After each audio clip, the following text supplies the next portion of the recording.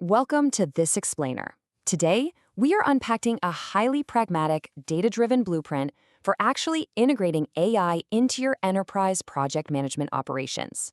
We're going to look at exactly how to combine Jira, Confluence, Power BI, and ChatGPT work to completely supercharge your PMO. Let's dive right in. So, let's start with the big question on everyone's mind. Can AI completely automate your weekly project reports? Look, we all know the dream, right? You want an AI to just magically read your scattered files, parse through endless emails, and do all the heavy lifting for you while you sit back and relax. But let's be real for a second. Is a fully autonomous AI PMO actually possible right now? Spoiler alert. No, at least not yet. The reality check here is that relying solely on AI as a core independent project manager is honestly highly dangerous without a battle-tested data foundation. If you just unleash AI on messy data, you are asking for serious operational trouble. To help you avoid that, we're going to follow a structured roadmap today. We'll quickly cover the ideal versus the reality of AI, break down the four-tool architecture you need, learn how to beat the dreaded Jigo trap, set up AI governance, and finally, look at the shadow mode strategy to safely deploy AI as your assistant. All right, let's jump straight into section 1, the ideal versus the reality of AI. Achieving that fully automated dream requires a massive paradigm shift because of the very real limitations we're currently facing. AI can and will hallucinate or make errors in complex, multi-step tasks. You've also got delays from local image processing. And let's not forget, OpenAI officially mandates human review of their outputs. But here's the absolute critical failure point you have to consider.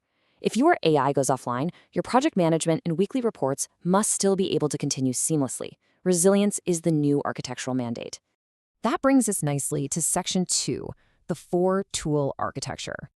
To prevent a total system collapse, you've got to build your tech stack like a house. Notice the strict separation of powers here. Jira is your execution layer. It holds the core, hard, quantitative facts. Confluence is for your contacts, like decisions and meeting minutes. SharePoint acts as your official evidence repository for things like contracts. Power BI is doing your deterministic health checks, crunching those KPIs. And ChatGPT work, it's just the interior design. It's an assistant. Notice that its information of record is literally none. AI never invents facts in this setup. It simply explains the facts from your foundation.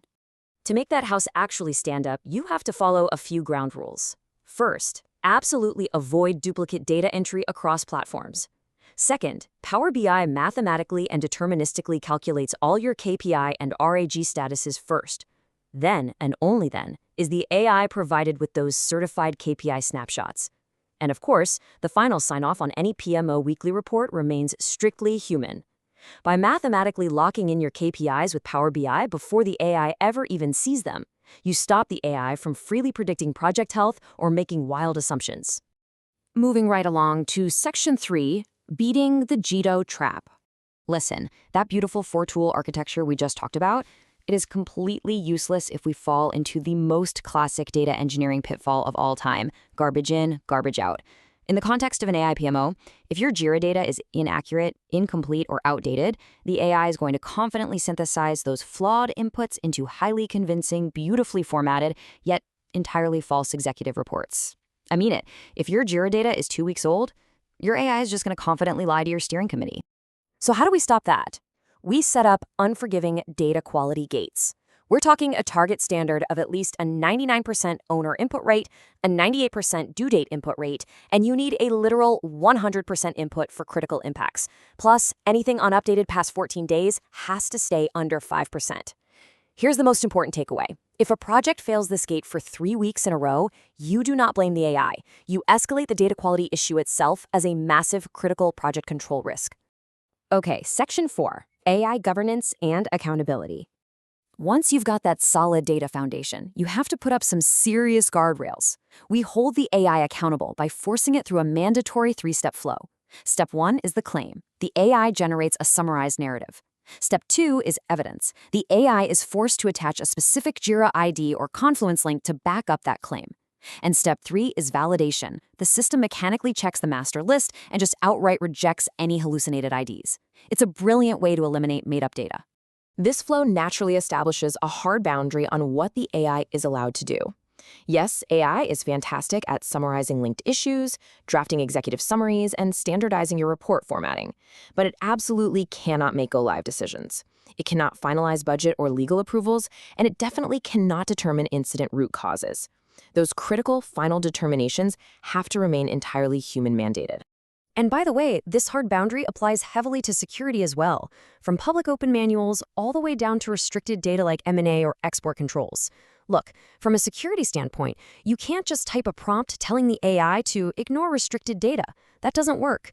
You have to utilize hard, logical access boundaries to physically isolate sensitive data from the AI connector entirely. Which leads us to our final section, Section 5, the shadow mode strategy. So, how do we actually roll all this out without accidentally bringing our current operations to a grinding halt? The magic number is 4 to 8. You need to mandate a shadow mode lasting 4 to 8 weeks where AI-generated reports just run quietly in parallel, behind the scenes, alongside your traditional PMO reports.